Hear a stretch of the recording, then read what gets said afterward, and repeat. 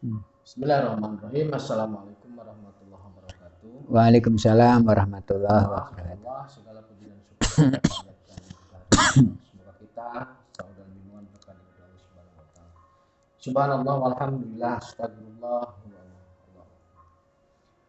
Kembali kami dari tim Rajawi Nusantara akan melanjutkan tafsir spirit surat Al-Zalzalah. Saya ulangi sedikit bahwasanya surat Al-Zalzalah ini menurut versi Raja Wali Nusantara bukanlah surat yang menggambarkan terkait dengan kiamat kehancuran atau selesainya bumi ini. Tetapi Al-Zalzalah ini adalah gambaran untuk bumi zahir, yaitu secara simultan proses guncangan itu akan ada secara simultan atau secara periodik. Apa yang ada dalam perut bumi akan dikeluarkan karena bumi itu produktif, jadi ada masanya emas diproduksi, ada masanya dikeluarkan, ada masanya lahar atau magma diproduksi, ada masanya dikeluarkan. Jadi karena Al-Zalzalah ini bukanlah tentang berakhirnya masa bumi atau kiamat kehancuran, maka Al-Zalzalah ini akan terus terulang selama itu ada sebagai bentuk pasangan atau keseimbangan dari ketenangan dan goncangan. Kita lanjutkan, Pak Ustaz ya. Ya. Silakan dilanjutkan, Ustaz. Bismillahirrahmanirrahim. Assalamualaikum warahmatullahi wabarakatuh. Alhamdulillah, kita bersyukur kepada Allah Subhanahu wa taala atas segala nikmat karunia kepada kita semua. Kita lanjutkan, saudaraku, anna rabbaka halaha, karena sungguhnya Tuhanmu telah merintahkan yang demikian ini. Jadi bumi ini, bumi dohir itu diperintahkan untuk produktif selalu, dan bumi yang spirit itu diperintahkan juga untuk mengeluarkan beban-bebannya. Bebannya apa itu? Bebannya orang-orang yang terdahulu yang sudah dikubur di alam barzah, nah itu akan dikeluarkan. Nah ini yang dikeluarkan atau yang di barzah ini sejak yang orang yang meninggal sejak kapan? Maksudnya dari masa siapa? Gitu. Sebenarnya pengetahuan selama ini yang kita terima itu kan Nabi Muhammad ini mulai dari Nabi Adam sampai sekarang baru keluar kan itu. Tapi kalau di spirit ini ternyata setiap nabi ini punya fase. Jadi Nabi Isa itu masanya sampai 600 tahun. Jadi ketika 571 Nabi Muhammad lahir, maka 611 itu masa pergantian Nabi Muhammad. Berarti Nabi Isa sudah selesai khatam. Itu yang disebut dengan kiamat. Berarti jadi perperiodik. Berarti yang umat Nabi Isa itu sudah dibangkitkan. Sudah diselesaikan semua karena setiap zaman itu ada pemimpinnya. Nah, kemudian Nabi Muhammad ini ada dalam hadis kan bahwa Nabi itu memiliki waktu digit 4. 1500 tahun. Nah, sekarang sudah 1400. Nah, 442. 1442. Jadi sudah mendekati 500.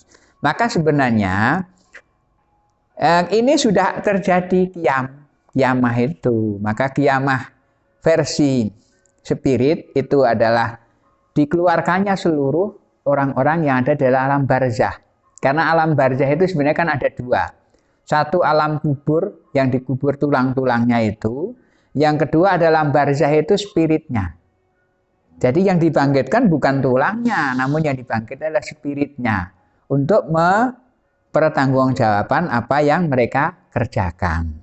Nah, ini dijawab ayat selanjutnya.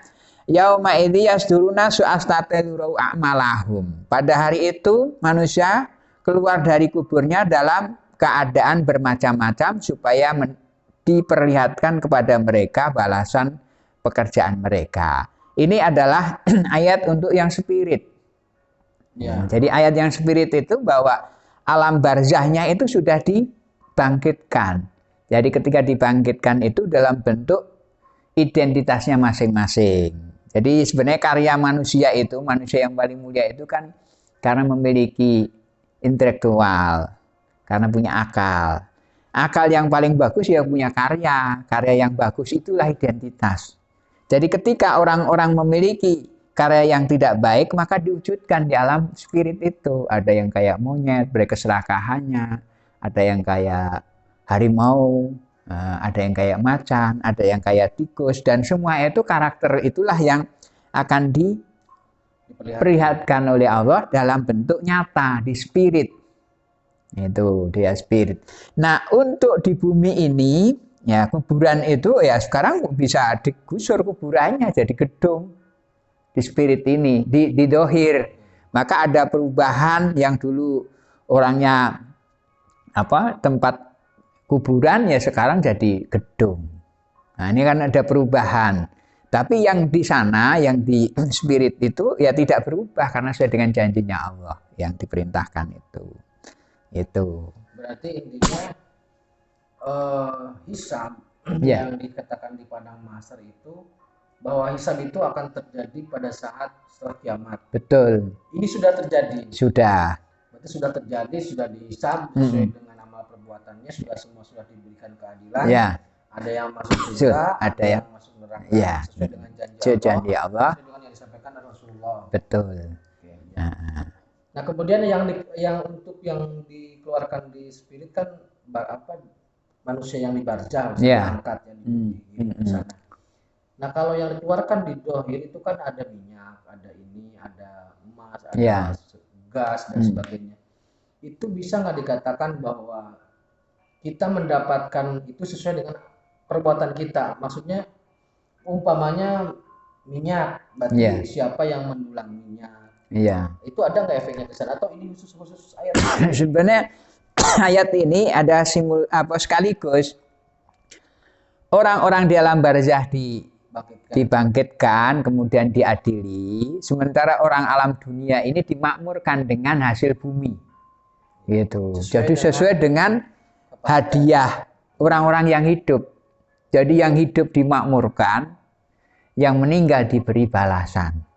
Nah, ini keadilan Allah tuh luar biasanya di situ.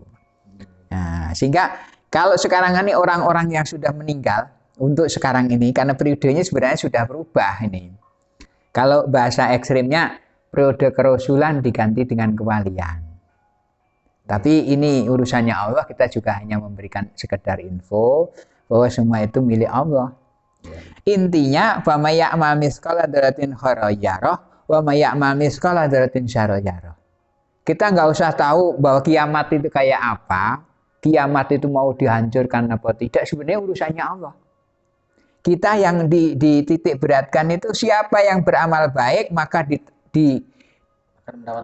dibalas dengan kebaikan yang sempurna, kemudian yang beramal buruk akan dibalas dengan keburukan. Cuma ada bedanya, kalau amal baik itu dilipat gandakan. Jadi kalau kita berbuat amal baik itu 10 sampai 700 yudhaifu liman yasha. Tapi kalau amal buruk itu hanya kalau kita berbuat salah satu ya satu aja. Nah, kemungkinan seluruh orang-orang yang beriman dan amal soleh,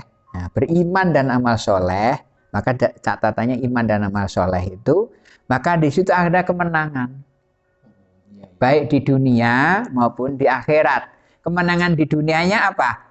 Kemakmuran, karena memang dunia makin hari makin makmur. Nah, dunia makin hari makin dimanjakan. Generasi sekarang ini generasi yang paling nikmat.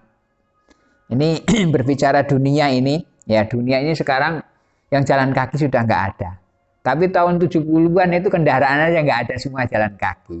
Nah sekarang ini teknologinya luar biasa.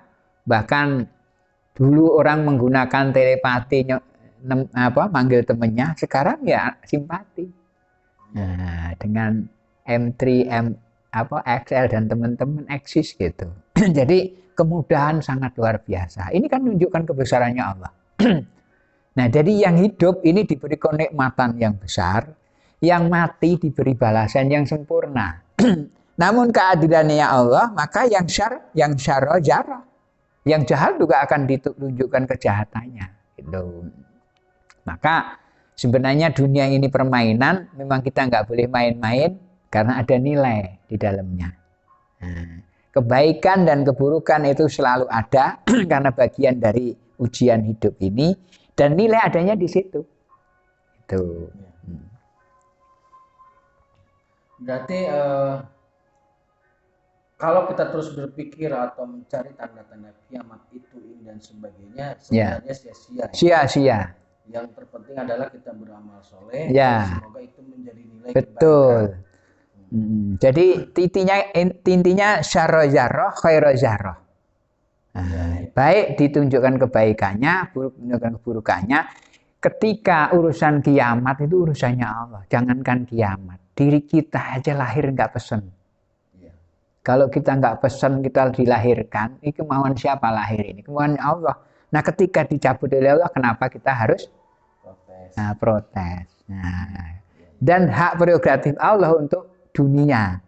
Mau dihancurkan itu juga milik Allah, tidak dihancurkan ya milik Allah. Namun kita tahu bahwa Allah itu rahmannya lebih tinggi daripada ghadabnya. Maka kehancuran itu menurut akal saja tidak ada. Nah, jadi kalau sekarang ini ada pemikiran bahwa dunia ini kan hancur, kiamat bersama, ya itu silahkan berpikir begitu. Namanya orang berpikir kan boleh. Tukar pendapat boleh, yang nggak boleh kan tukar pendapatan. Nah, jadi untuk naikkan pendapatan biasanya ada pendapat-pendapat itu. Nah, jadi syarah dan syarah itu adalah inti dari surat ini. Titik beratnya ada kebaikan dan keburukan. Silahkan Anda milih kanan dan kiri. Nah, gitu Mas Eka.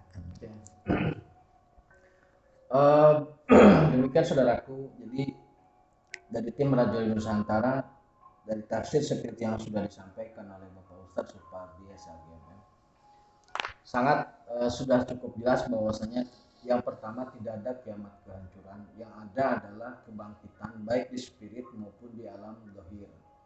Di alam dohir lebih ditingkatkan nikmatnya oleh Allah, di alam spirit Allah memberikan balasan sesuai dengan amal perbuatannya. Menunggu-nunggu kiamat kehancuran itu tidak ada gunanya. Tidak ada nilainya. Yang terpenting adalah lakukan iman dan amal soleh. Karena kiamat itu adalah urusan Allah. Mau dihancurkan ataupun diteruskan itu urusan Allah.